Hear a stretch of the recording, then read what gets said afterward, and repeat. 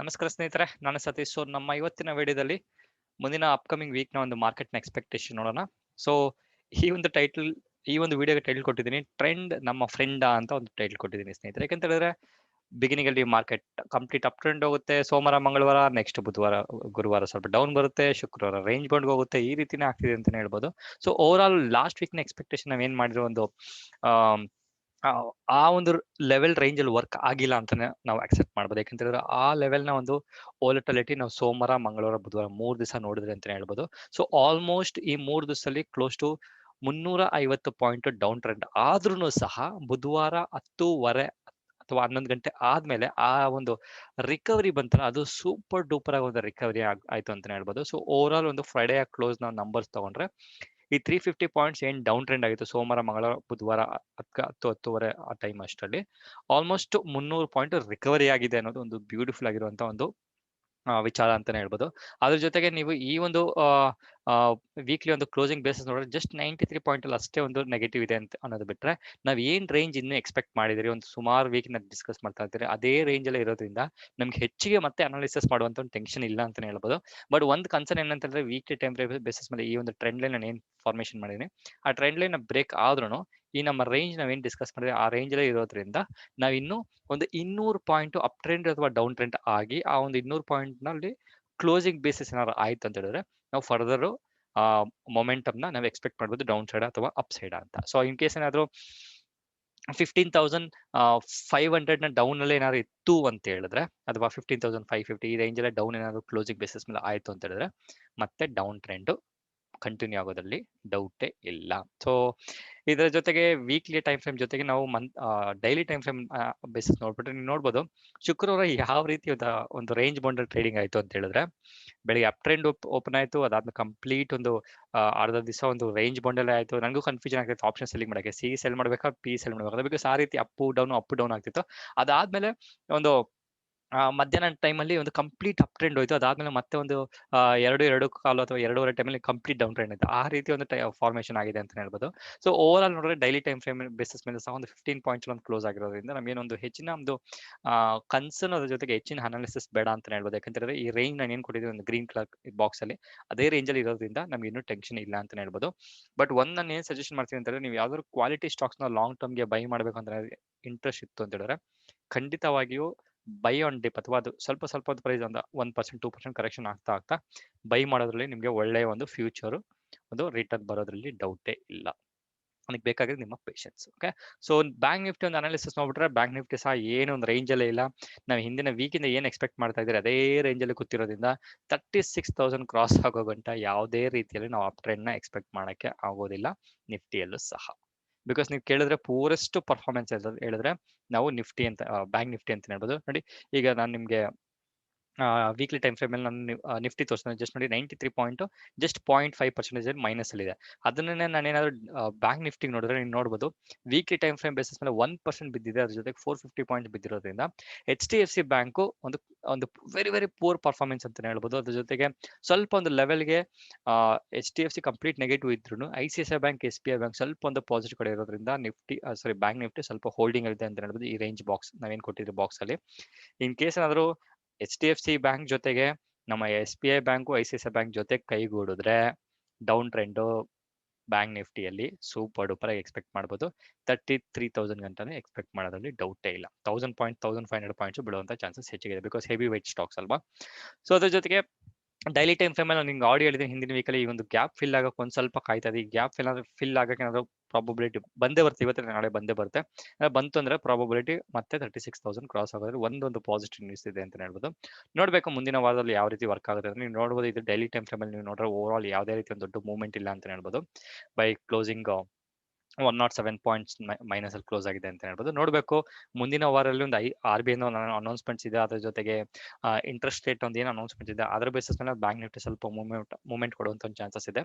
Movement ಅನ್ನ ಕೊಟ್ಟರು ಅಂತ ಹೇಳಿದ್ರೆ ಸ್ವಲ್ಪ ಒಂದು ನಮ್ಮ ಬ್ಯಾಂಕ್ ನಿಫ್ಟಿಗೂ ಸಹ, ಬ್ಯಾಂಕ್ ನಿಫ್ಟಿ ಜೊತೆಗೆ ನಿಫ್ಟಿ ಸಹ ಕೊಡೋದ್ರಿಂದ ಸ್ವಲ್ಪ ಒಂದು ಬೂಸ್ಟ್ ಪಡೆಯೋದ್ರಲ್ಲಿ ಸ್ವಲ್ಪ ಒಂದು ಪಾಸಿಟಿವ್ ಅಂತಾನೆ ಹೇಳ್ಬೋದು. ಓಕೆ, ಅದ್ರ ಜೊತೆಗೆ top key points for upcoming week ಅಂದ್ರೆ ಕ್ವಾರ್ಟರ್ಲಿ ಅರ್ನಿಂಗ್ಸ್ ಒಂದು ಟ್ರ್ಯಾಕ್ ಮಾಡಿ ಆಡಿಯೋ ಹೇಳ್ತಾ ಬರ್ತಿದ್ದೀನಿ. HDFC ಕೆಲವು ಸ್ಟಾಕ್ ಸ್ಪೆಸಿಫಿಕ್ ಟ್ರೇಡ್ ಮಾಡ್ತಾರೆ, ಸ್ವಲ್ಪ ನ್ಯೂಸ್ಗಳನ್ನ ಇಟ್ಕೊಂಡು ಟ್ರೇಡ್ ಮಾಡಿ. ಅನ್ನೆಸೆಸರಿ ಪಾಸಿಟಿವ್ ನ್ಯೂಸ್ ಬಂತು ಅಂದ್ರೆ ಬೈ ಸೈಡ್ ಹೋಗೋದು, ನೆಗೆಟಿವ್ ನ್ಯೂಸ್ ಬಂತು ಅಂದ್ರೆ ಸೆಲ್ ಸೈಡ್ ಹೋಗೋದು, ಈ ರೀತಿ ಡಿಸಿಷನ್ ಮಾಡ್ಕೊಂಡು ಒಂದು ಅಂದ್ರೆ ಹೊಸಬ್ರು ಡಿಸಿಷನ್ ಮಾಡತ್ರ ಮಾಡ್ಬಿಡಿ. ನೀವು ಒಂದು ಡಿಫ್ರೆಂಟ್ ಆಗಿ ಥಿಂಕ್ ಮಾಡಿ.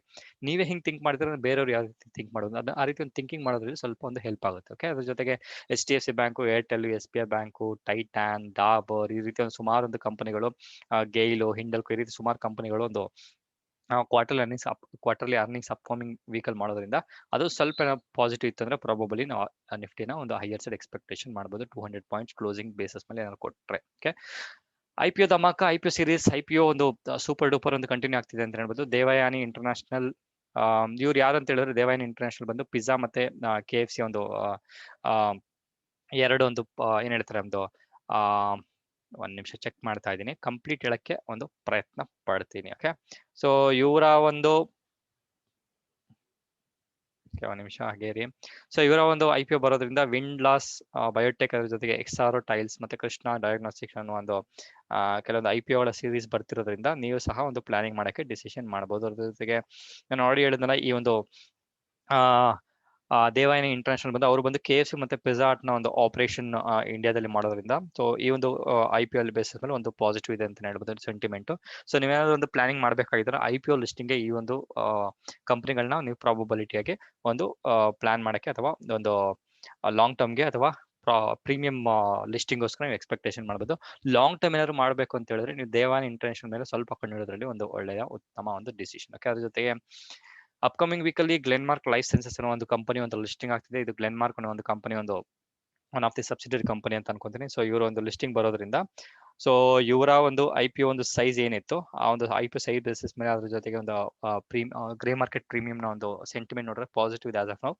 ಅದ್ರ ಹತ್ರ ಒಂದು 30-50% ಪ್ರಾಫಿಟ್ ಅಲ್ಲಿ ಲಿಸ್ಟ್ ಆಗುವಂತ ಚಾನ್ಸಸ್ ಇದೆ. ಅದು ಅಪ್ಕಮಿಂಗ್ ವೀಕ್ 3ನೇ ತಾರೀಕಿನ ಲಿಸ್ಟಿಂಗ್ ಆಗುತ್ತೆ ಅಂತ ಅನ್ಕೊಂತೀನಿ. ಅದನ್ನ ಸ್ವಲ್ಪ ಕಂಡಿಡಿ. ಸೊ ಅದ್ರ ಜೊತೆಗೆ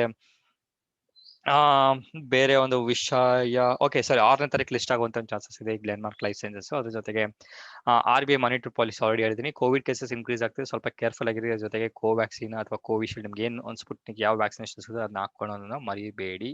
ಸೇಫ್ ಆಗಿರಿ, ನೀವು ನಿಮ್ಮ ಸ್ನೇಹಿತರು ನಿಮ್ಮ ಫ್ಯಾಮಿಲಿ ಜೊತೆಗೆ ಸೇಫ್ ಆಗಿರಿ ಅಂತ ಒಂದು request. Okay, so sector reality ಸೆಕ್ಟರ್ಗೆ ಇನ್ನೂ ಸ್ಟಿಕ್ ಆಗ್ತಾ ಇದೀನಿ. ಸೊ 4 ಪಾಯಿಂಟ್ಸ್ ಅಲ್ಲಿ 4% ಏನು ನಮ್ಮ ಒಂದು ಜೂನ್ ಮಂತ್ ಅಲ್ಲಿ ಇತ್ತು. ಸೊ ಜುಲೈ ಮಂತ್ ಎಂಡ್ ನೋಡಿದ್ರೆ 16% ಇದೆ, 16.29%, which is very very good.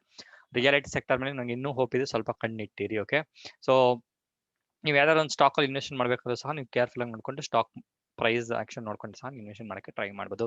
ನಮ್ಮ ಫಾರಿನ್ ಇನ್ಸ್ಟಿಟ್ಯೂಷನ್ ಇನ್ವೆಸ್ಟರ್ಸ್ ಕಂಪ್ಲೀಟ್ ಇನ್ನು ಸೆಲ್ ಸೈಡ್ ಇದ್ದಾರೆ. 23,193 ಕ್ರೋರ್ಸ್ ಒಂದು ಸೆಲ್ ಸೈಡ್ ಇದ್ದಾರೆ.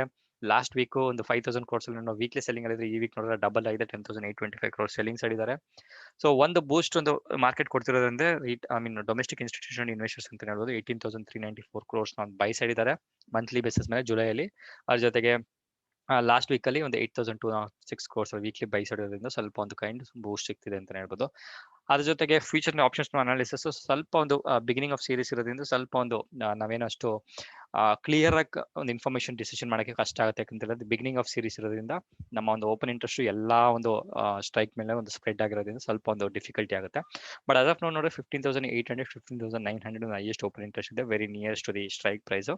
ಸೊ 15,750 ಒಂದು ಅರೌಂಡ್ 160 rupees ಒಂದು ಬೋತ್ ಪುಟ್ ಕಾಲ್ ಪ್ರೀಮಿಯಂ ಇರೋದ್ರಿಂದ ಪ್ರಾಬಬ್ಲಿ 200 ಪಾಯಿಂಟ್ಸ್ ಆಡಿ ಏನು ಹೇಳಿದ್ದೀನಿ ಆ ರೀತಿ ಒಂದು ಕ್ಲೋಸಿಂಗ್ ಬೇಸಿಸ್ ಕೊಟ್ಟರೆ ಅಪ್ ಟ್ರೆಂಡ್ ಅಥವಾ ಡೌನ್ ಟ್ರೆಂಡ್ ಎಕ್ಸ್ಪೆಕ್ಟ್ ಮಾಡೋದ್ರಲ್ಲಿ ಒಂದು ಸ್ಟ್ರಾಂಗ್ ಒಂದು ಬೂಸ್ಟ್ ಕೊಡುತ್ತೆ ಅಂತ ಹೇಳ್ಬೋದು. ಅದ್ರ ಜೊತೆಗೆ 16,000 ಲಾಸ್ಟ್ ವೀಕ್ ಏನೊಂದು ಹೈಯೆಸ್ಟ್ ಓಪನ್ ಇಂಟ್ರೆಸ್ಟ್ ಆಗುತ್ತೆ ಆಲ್ರೆಡಿ ಹೇಳಿದ್ರೆ 16,000 ಬ್ರೇಕ್ ಆಗೋದು ತುಂಬಾ ಡೌಟ್ ಅಂತ, ಅದು ಬ್ರೇಕ್ ಆಗೇ ಇಲ್ಲ. ಸೊ ಅದೇ ರೀತಿ ಈ ವೀಕು ಸಹ 16,000 ಒಂದು ಹೈಯೆಸ್ಟ್ ಓಪನ್ ಇಂಟ್ರೆಸ್ಟ್ ಇರೋದ್ರಿಂದ ಲೋಯರ್ ಸೈಡ್ 15,700 15,600 15,500 ಸಹ ಒಂದು ಹೈಯೆಸ್ಟ್ ಓಪನ್ ಇಂಟ್ರೆಸ್ಟ್ ಇರೋದ್ರಿಂದ ಒಂದು 200 ಪಾಯಿಂಟ್ಸ್ ಏನ್ ಹೇಳಿದೆ ಆ ಒಂದು 200 ಪಾಯಿಂಟ್ಸ್ ಅಲ್ಲಿ ಕಂಡು ಅದ್ರ ಜೊತೆಗೆ ವೀಕ್ಲಿ ರೇಂಜ್ ಬಂದು 15,600 ಇಂದ 15,900 ಕೊಟ್ಟಿದ್ದೀನಿ. ಈದರ್ ಸೈಡ್ 200 ಪಾಯಿಂಟ್ಸ್ ಏನಾದ್ರು ಬ್ರೀಚ್ ಆಗಿ ಸಸ್ಟೈನ್ ಆಯ್ತು ಅಂದ್ರೆ ಆಲ್ರೆಡಿ ಹೇಳ್ದಂಗೆ ಡೌನ್ ಸೈಡ್ ಅಥವಾ ಅಪ್ ಸೈಡ್ ನಾನು ಏನ್ ಕೊಟ್ಟಿದ್ದೆ ಅದನ್ನ ಸಹ ಬ್ರೇಕ್ ಆಗುವಂತ ಚಾನ್ಸಸ್ ಹೆಚ್ಚಿಗೆ ಇದೆ. ಬಿಕಾಸ್ ಲಾಸ್ಟ್ ವೀಕ್ ಸಹ ನೀವು ನೋಡಿದ್ರೆ 15,650 ಕ್ರಾಸ್ ಆಗಲ್ಲ ಅಂತ ಎಕ್ಸ್ಪೆಕ್ಟ್ ಮಾಡಿದ್ರೆ, ಬಟ್ ನೋಡಿದ್ರೆ 15,510 ಗಂಟೆ ಹೋಗಿತ್ತು ಲೋಯೆಸ್ಟ್.